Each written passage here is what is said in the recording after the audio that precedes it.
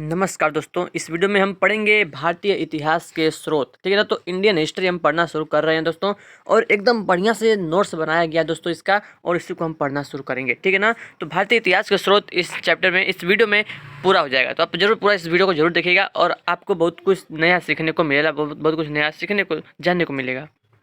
तो आइए दोस्तों शुरू करते हैं। ठीक है ना। तो भारतीय इतिहास के स्रोत शुरू होता है दोस्तों साहित्यिक। देखिए साहित्यिक क्या होता है, यानी कि स्रोत कहाँ से प्राप्त हुआ है। तो साहित्यिक साक्ष्य के अंतर्गत दोस्तों साहित्यिक ग्रंथों से प्राप्त सामग्रियों का अध्ययन किया जाता है। यह दो प्रकार के हैं, धार्मिक साहित्य और लौकिक साहित्य। ठीक है। तो देखिए धार्मिक साहित्य क्या होता है। धार्मिक साहित्य में देखते हैं, धार्मिक साहित्य के अंतर्गत ब्राह्मण तथा ब्राह्मणोत्तर ग्रंथों की चर्चा की जा सकती है।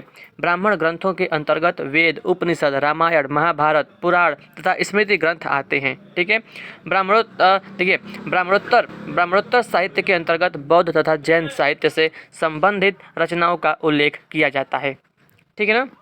तो याद रखिएगा धार्मिक साहित्य में के अंतर्गत क्या आता है, और यानी कि ब्राह्मण ग्रंथ में वेद, उपनिषद, रामायण, महाभारत, पुराण और स्मृति ग्रंथ आते हैं। और ब्राह्मणोत्तर साहित्य में बौद्ध और जैन साहित्य से संबंधित रचनाओं का उल्लेख किया जाता है। ठीक है। आगे बढ़ते हैं। देखिए वेद के बारे में देखेंगे।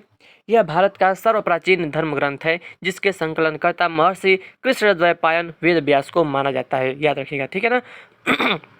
दोस्तों वेदों की संख्या 4 है, सभी जानते हैं। ऋग्वेद, यजुर्वेद, सामवेद और अथर्ववेद। ठीक है ना। इन चारों वेदों को संहिता कहा जाता है, यह याद रखिएगा। चारों वेदों को संहिता कहा जाता है। ठीक है ना। आइए सबसे पहले देखेंगे अब ऋग्वेद के बारे में। दोस्तों ऋग्वेद दोस्तों चारों वेदों में सर्वाधिक प्राचीन ऋग्वेद है। ठीक है ना। चारों वेदों में सर्वाधिक प्राचीन कौन सा वेद है? ऋग्वेद है। इसमें 10 मंडल हैं, 8 अष्टक हैं, 10,600 मंत्र हैं, और यानी कि कहीं कहीं 10,560 होता है ना, देख लीजिएगा इसको। 10,600 मंत्र हैं और 1,028 सूक्त हैं। ठीक है ना। इस वेद के 9वें मंडल को सोम मंडल भी कहा जाता है। दोस्तों क्वेश्चन आएगा कि सोम मंडल, ठीक है ना, यानी कि सोम देवता को कौन सा मंडल, यानी कि कौन सा जो है समर्पित है सोम देवता को? तो 9वां मंडल जो है वो सोम देवता को समर्पित है। ठीक है ना। ऋग्वेद के 10वें मंडल पुरुष सूक्त में सर्वप्रथम वर्ण व्यवस्था का उल्लेख मिलता है। ठीक है ना। तो दोस्तों देखिए ये हो गया ऋग्वेद के बारे में। ठीक है। आइए अब देखते हैं सामवेद के बारे में। सामवेद को भारतीय संगीत का जनक कहा जाता है। इस वेद में 1549 ऋचाएँ हैं। इस वेद का मुख्यतः 3 शाखाएं हैं, जैमिनीय, राडायनी और कौमुद। ठीक है ना। तो ये 3 शाखाएं हैं सामवेद की। ठीक है ना। उसके बाद देखते हैं यजुर्वेद। दोस्तों इस वेद में यज्ञ के नियमों एवं विधि विधानों का संकलन मिलता है। यह एकमात्र ऐसा वेद है जो पद्य एवं गद्य दोनों रूप में लिखा गया है। ठीक है ना। इस वेद के 2 भाग हैं, यजुर्वेद के 2 भाग हैं, कृष्ण यजुर्वेद और शुक्ल यजुर्वेद। ठीक है दोस्तों, याद रखिएगा। आइए आगे देखते हैं अथर्ववेद के बारे में। इस वेद में सामान्य मनुष्यों के विचारों तथा अंधविश्वासों का विवरण मिलता है। ठीक है ना। यानी पूछेगा कि जादू टोना अंधविश्वास कौन से वेद में लिखा गया है? तो अथर्ववेद में। ठीक है। इसमें कुल 20 मंडल हैं, 731 ऋचाएँ हैं और 5,987 मंत्र हैं। ठीक है ना। अथर्ववेद इसमें परीक्षित को कुरुओं का राजा कहा गया है। याद रखिएगा, अथर्ववेद में परीक्षित को कुरुओं का राजा कहा गया है। ठीक है दोस्तों, आगे बढ़ते हैं। अब देखिए उपनिषद के बारे में। उपनिषद का शाब्दिक अर्थ है समीप बैठना। उपनिषद वेदों का अंतिम भाग है, इसे वेदांत भी कहा जाता है। इनकी जो कुल संख्या है वो 108 है। ठीक है ना। सत्यमेव जयते दोस्तों मुंडकोपनिषद से लिया गया है। ठीक है ना। ये भी याद रखिएगा, इंपॉर्टेंट है। सत्यमेव जयते कहाँ से लिया गया है? मुंडकोपनिषद से लिया गया है। ठीक है। अब देखिए पुराण क्या होता है। पुराण दोस्तों पुराणों के रचयिता लोमहर्ष अथवा उनके पुत्र उग्रश्रवा ऋषि को माना जाता है। याद रखिएगा। ठीक है। पुराणों की संख्या 18 है। ठीक है। रामायण यह एक दोस्तों आदि काल काव्य है। इसकी रचना संस्कृत भाषा में वाल्मीकि द्वारा की गई थी। प्रारंभ में इसमें 6,000 श्लोक थे, जो कालांतर में 24,000 हो गए हैं। ठीक है ना। रामायण को चतुर्विंशति सहस्त्री संहिता भी कहा जाता है। याद रखिएगा, चतुर्विंशति सहस्त्री संहिता भी कहा जाता है। ठीक है ना। तो महाभारत देखते हैं, महाभारत के बारे में। इस महाकाव्य की रचना 4वीं शताब्दी के आसपास महर्षि वेदव्यास द्वारा की गई थी। ठीक है ना। और प्रारंभ में इसमें 8,800 श्लोक थे, जिसे जय संहिता कहा जाता था। इसके कुछ साल बाद श्लोकों की संख्या 24,000 हो गई और इसे भारत जो है महाभारत कहा जाने लगा। ठीक है ना। महाभारत का प्रारंभिक उल्लेख आश्वलायन गृह सूत्र में मिलता है। महाभारत का प्रारंभिक उल्लेख आश्वलायन गृहसूत्र में मिलता है। ठीक है ना। आगे बढ़ते हैं दोस्तों। अब देखते हैं लौकिक साहित्य। देखिए लौकिक साहित्य में क्या आता है, पहले अर्थशास्त्र। इसका रचयिता कौटिल्य यानी कि चाणक्य हैं। इसमें मौर्यकालीन इतिहास एवं शासन व्यवस्था की जानकारी मिलती है। दोस्तों पूछेगा कि कौटिल्य के द्वारा रचित अर्थशास्त्र में किसकी जानकारी मिलती है, तो किसकी मिलती है, इसमें मौर्यकालीन इतिहास और शासन व्यवस्था की जानकारी मिलती है। ठीक है ना। देखिए अगला पॉइंट क्या है, ऐतिहासिक रचनाओं में सर्वाधिक महत्व कश्मीरी कवि कलहर द्वारा रचित राजतरंगिणी है। गार्गी संहिता यद्यपि एक ज्योतिष ग्रंथ है, तथापि इसमें भारत पर होने वाले यवन आक्रमण का उल्लेख मिलता है, याद रखिएगा। ठीक है ना। अब देखिए विदेशी यात्रियों के विवरण। विदेशी यात्रियों के विवरण साहित्यिक साक्ष्य के अंतर्गत आते हैं। किसके अंतर्गत, साहित्यिक साक्ष्य के अंतर्गत आते हैं। विदेशियों के विवरण से तत्कालीन सामाजिक एवं राजनीतिक अवस्था का पता चलता है। विदेशियों के विवरण को 3 भागों में बांटा गया है। ठीक है ना। पहला है यूनान और रोम के लेखकों का विवरण, दूसरा है चीनी यात्रियों के वृत्तांत, तीसरा है दोस्तों अरब यात्रियों के वृत्तांत। ठीक है ना। तो पहला देखते हैं यूनान और रोम के लेखकों का विवरण। ठीक है। तो दोस्तों पहले लेखक का नाम है हेरोडोटस। ठीक है ना। इन्हें जो है इतिहास का पिता कहा जाता है। इन्होंने अपनी पुस्तक हिस्टोरिका में 5वीं शताब्दी ईसा पूर्व के भारत फारस संबंधों का वर्णन किया है। ठीक है ना। तो याद रखिएगा हेरोडोटस की पुस्तक का नाम है हिस्टोरिका। ठीक है ना।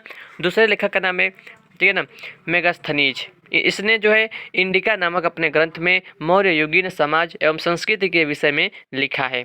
ठीक है ना। और दोस्तों मेगास्थनीज सेल्यूकस निकेटर का राजदूत था, जो चंद्रगुप्त मौर्य के दरबार में आया था। ठीक है ना। दोस्तों उसके बाद है डाईमेकस। दोस्तों डाईमेकस जो है सीरिया नरेश एंटियोकस प्रथम का राजदूत था, जो बिंदुसार के दरबार में आया था। याद रखिएगा डाईमेकस जो है बिंदुसार के दरबार में आया था। ठीक है ना। राजदूत किसका था, एंटियोकस प्रथम का। उसके बाद दोस्तों डायोनीसियस, यह मिस्र नरेश टालमी द्वितीय फिलाडेल्फस का राजदूत था, जो अशोक के दरबार में आया था। तो अशोक के दरबार में कौन आया था, डायोनीसियस आया था। ठीक है ना। उसके बाद दोस्तों टालमी, इसने जो है 2री शताब्दी के आसपास 150 ईसा पूर्व में भूगोल नामक ग्रंथ की रचना की थी। ठीक है ना। तो ये आप याद रखिएगा दोस्तों। ठीक है। अब देखिए प्लिनी। दोस्तों प्लिनी इसने नेचुरल हिस्टोरिका नामक ग्रंथ की रचना की थी, नेचुरल हिस्टोरिका। ठीक है ना। तो दोस्तों इसमें जो है भारतीय पशुओं, पेड़ पौधों, खनिज पदार्थों इत्यादि का विवरण दिया था। नेचुरल हिस्ट्री कर सकते हैं इसको। ठीक है ना। तो याद रखिएगा प्लिनी की पुस्तक है। ठीक है ना। तो दोस्तों अब देखते हैं चीनी यात्रियों के वृत्तांत। तो दोस्तों पहला चीनी यात्री है फायान। यह जो है गुप्त नरेश चंद्रगुप्त विक्रमादित्य 375 से 415 ईसा पूर्व के दरबार में भारत आया था। ठीक है ना। चंद्रगुप्त विक्रमादित्य का शासनकाल है 375 से 415 ईसा पूर्व तक। ठीक है। और दोस्तों फायान ने अपने विवरण में मध्य देश के समाज एवं संस्कृति का वर्णन किया है, जिसमें मध्य देश की जनता को सुखी एवं समृद्ध बताया है। ठीक है ना। फायान हो गया। अब देखते हैं अगला जो दोस्तों सुंगयून दोस्तों 518 ईसा में भारत आया था। इसने अपने 3 वर्षों की यात्रा में बौद्ध ग्रंथों की प्रतियां जो है एकत्रित की थी। ठीक है ना। उसके बाद वेनसांग को युवा नत्चांग के नाम से भी जाना जाता है। ठीक है ना। यह हर्षवर्धन के समय 629 ईसा पूर्व के आसपास भारत आया था। ठीक है। और यह 16 वर्षों तक भारत में रहा था। तो वेनसांग कितने वर्ष तक, 16 वर्षों तक भारत में रहा था। ठीक है। उसके बाद है इत सिंह। यह 7वीं शताब्दी के अंत में भारत आया था। इसने अपने विवरण में नालंदा विश्वविद्यालय, विक्रमशिला विश्वविद्यालय के अतिरिक्त अपने समय की भारतीय दशाओं का वर्णन किया है इत सिंह ने। ठीक है ना। उसके बाद दोस्तों अरब यात्रियों के वृत्तांत। तो अरब यात्री पहला है दोस्तों अल-बरूनी। इसका पूरा नाम अबू-रेहान मुहम्मद इब्न अहमद अल-बरूनी था। क्या नाम था, इबू-रेहान मुहम्मद इब्न अहमद अल-बरूनी था। इसका जन्म 973 ईसा पूर्व में जो है ईसा पूर्व में ख्वारिज्म खीवा में हुआ था। यह महमूद गजनवी के साथ भारत आया था। यह अरबी, फारसी एवं संस्कृत भाषाओं का अच्छा ज्ञाता था। ठीक है ना, अल-बरूनी। दोस्तों उसके बाद है इब्न खुरदाव। इसने 9वीं शताब्दी के ग्रंथ जो है किलबुल मसालिक बल ममालिक में भारतीय समाज तथा व्यापारिक मार्गों का विवरण दिया है। ठीक है। उसके बाद दोस्तों अलमसूदी।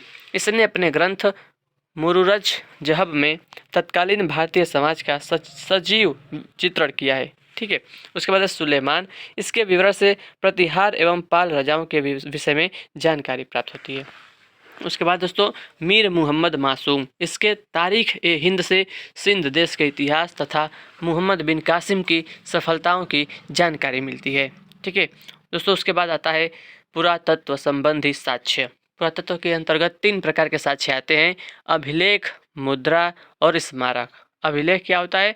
अभिलेख पाषाण शिलाओं, स्तंभों, दीवारों, मुद्राओं एवं ताम्रपत्रों पर खुदे जाते थे। अभिलेखों के अध्ययन को दोस्तों क्या कहते हैं? पुरालेख शास्त्र कहते हैं। सबसे प्राचीन अभिलेख मध्य एशिया के बोगज कोई से प्राप्त अभिलेख है, जिसमें हित्ती नरेश सप्लुल्युमा,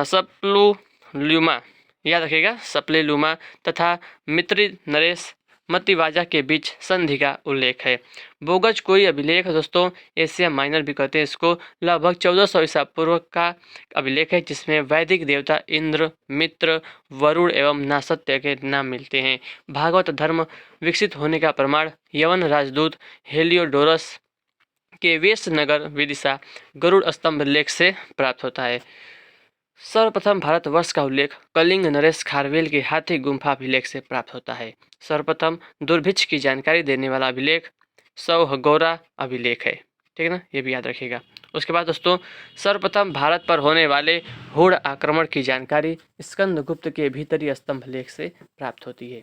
सती प्रथा का पहला साक्ष्य 510 ईसा के एरड़ अभिलेख सेनापति भानुगुप्त की पत्नी से प्राप्त होती है। ठीक है ना, सती प्रथा का पहला साक्ष्य 510 ईसा पूर्व के एरड़ अभिलेख से प्राप्त होती है, याद रखिएगा। ठीक है दोस्तों, रेशम बुनकर की श्रेणियों की जानकारी मंदसौर अभिलेख से प्राप्त होती है। ठीक है ना दोस्तों, तो ये जो ये था, ये क्या था हमारा, ये अभिलेख। ठीक है ना, ये अभिलेख था। अब उसके बाद दोस्तों क्या आता है, देखिए मुद्रा। दोस्तों प्राचीनतम मुद्रा को आहत सिक्के कहा जाता है। ठीक है ना, साहित्यिक ग्रंथों में इन्हें कासापड़, पुराण, धरड़, सतमान आदि नामों से भी जाना जाता है। आहत सिक्के दोस्तों अधिकांशतः चांदी के टुकड़े हैं, जिन पर विविध आकृतियां अंकित की गई हैं। सिक्कों पर लेख लिखवाने का कार्य सर्वप्रथम यवन शासकों ने किया। ठीक है, किसने? यवन शासकों ने। कनिष्क के बौद्ध, यानी कि कनिष्क के सिक्कों से हमें उसके बौद्ध धर्म के अनुयायी होने का पता चलता है। दोस्तों समुद्रगुप्त की वीणा बजाती हुई मुद्रा वाले सिक्के से उसके संगीत प्रेमी होने का प्रमाण मिलता है। ठीक है, और दोस्तों अरिकामेडु पुदुचेरी के निकट से रोमन सिक्के प्राप्त हुए हैं। अरिकामेडु नाम है उस जगह का, ये कहाँ है? पुदुचेरी के निकट है। ठीक है ना, क्या प्राप्त हुए हैं? रोमन सिक्के प्राप्त हुए हैं। उसके बाद दोस्तों आता है स्मारक। ठीक है ना, स्मारक। स्मारक के अंतर्गत प्राचीन इमारतें, मंदिर, मूर्तियां आदि आती हैं, जिनसे विभिन्न युगों की सामाजिक, धार्मिक तथा आर्थिक परिस्थितियों का बोध होता है। दक्षिण भारत स्थित अरिकमेडु नामक स्थल की खुदाई से रोमन सिक्के, बर्तन आदि प्राप्त हुए हैं, जिनसे ईसा की प्रारंभिक शताब्दी में रोम तथा दक्षिण भारत के बीच घनिष्ठ संबंध का पता चलता है। मंदिरों में उत्तर भारत की निर्माण शैली को नागर कहते हैं। ठीक है ना, नागर। दक्षिण भारत की मंदिर शैली को द्रविड़, ठीक है, उत्तर भारत की दोस्तों नागर कहते हैं, दक्षिण भारत की शैली को द्रविड़ कहते हैं, और बेसर शैली में, यानी कि तथा बेसर शैली में दोनों का मिश्रण है। ठीक है ना दोस्तों, आपसे पूछेगा कि उत्तर भारत में मंदिर के निर्माण शैली को क्या कहते हैं, तो नागर कहते हैं, दक्षिण भारत में द्रविड़ शैली कहते हैं। ठीक है ना, और बेसर शैली जो है इनमें दोनों का मिश्रण होता है।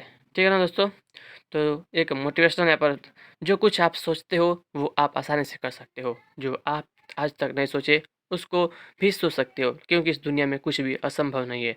प्रत्येक व्यक्ति के जीवन में एक दिन उसका समय आता है। मेहनत करते रहिए दोस्तों, क्या पता आपका समय कब आ जाए। ठीक है ना, तो दोस्तों यहाँ पर जो है ख़त्म हो गया है। ठीक है ना, तो फ्रेंड्स इस वीडियो में हमने क्या पढ़ा, हमने पढ़ा इस वीडियो में दोस्तों भारतीय इतिहास के स्रोत। ठीक है ना दोस्तों, अगले वीडियो में हम पढ़ेंगे प्रागैतिहासिक काल, वो भी हैंड रिटन नोट्स के साथ। ठीक है ना, जैसे हमने इस तरह से पढ़ा था उसी तरह हम अगले वीडियो में भी पढ़ेंगे। ठीक है फ्रेंड्स, तो कैसा लगा आपको ये वीडियो कमेंट करके जरूर बताइएगा। कोई आपका सुझाव या सुलह होगा दोस्तों, सुनने की सुलह होगा, मतलब कोई सुझाव आपका होगा या कोई सुझाव मुझे देना है तो आप तो जरूर दे सकते हैं। ठीक है ना दोस्तों, वीडियो अच्छा तो वीडियो को लाइक जरूर करिएगा। ठीक है, चैनल को सब्सक्राइब भी कर दीजिएगा। ठीक है दोस्तों, तो अपना ख्याल रखिएगा दोस्तों। ठीक है ना, तो आशा करते हैं आपको वीडियो पसंद है, वीडियो को लाइक भी जरूर कर दीजिएगा, ठीक है ना फ्रेंड्स, और शेयर भी कर सकते हैं इस वीडियो को, ठीक है। तो मिलते हैं दोस्तों आपसे अगले वीडियो में, तब तक के लिए फ्रेंड्स जय हिंद, जय Bharat, Vande Mataram. Thanks for watching this video.